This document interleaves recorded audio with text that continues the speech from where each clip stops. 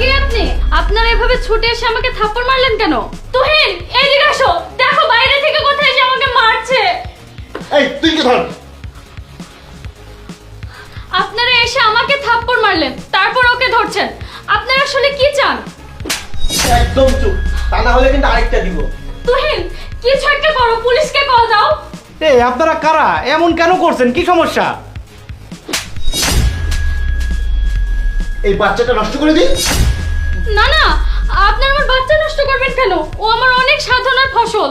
আমি কত কষ্ট করে ওকে গর্ভে ধারণ করেছি। প্লিজ, আপনাদের কাছে হাত জোড় করছি, আমাদের ছেড়ে দেন। আরে আপনারা কে? আমার স্ত্রীর গর্ভের সন্তান নষ্ট করতে চাচ্ছেন কেন? ওর গর্ভের বাচ্চা নষ্ট করতেই হবে। না, আমার বাচ্চাটা এভাবে নষ্ট করবেন না প্লিজ। কেন নষ্ট করবো না?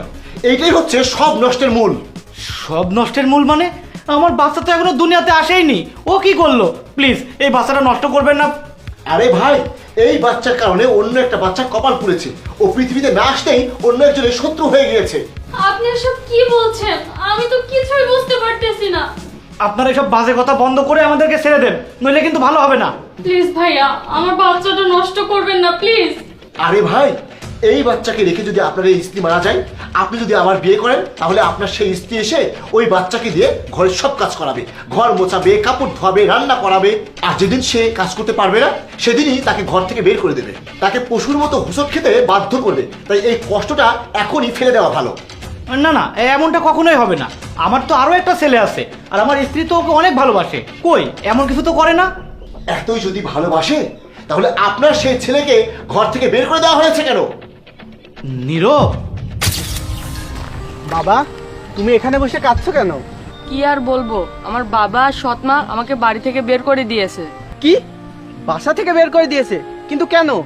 আমার বাবা অফিসে যাওয়ার পরে আমার সৎমা আমার উপরে অনেক অত্যাচার করত। সে আমাকে দিয়ে অনেক কাজ করাতো আর আমাকে খাবার দিত না। কয়েকদিন ধরে আমি অসুস্থ, তাই আমার সৎমা বাড়ি থেকে বের করে দিয়েছে। তুমি একদম চিন্তা করবে না, আমি সব ঠিক করে দিব।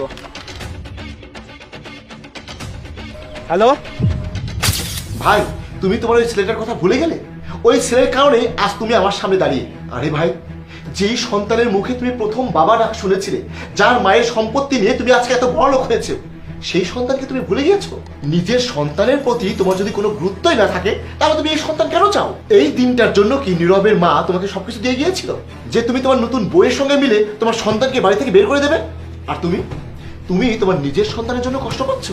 একবার ভাবো তো, নীরব তো কোনো একটা মায়ের সন্তান এবং ওর বাবা এখনো জীবিত আছে, আর তুমি কি করলে? ষড়যন্ত্র করে বাবা আর ছেলেকে আলাদা করে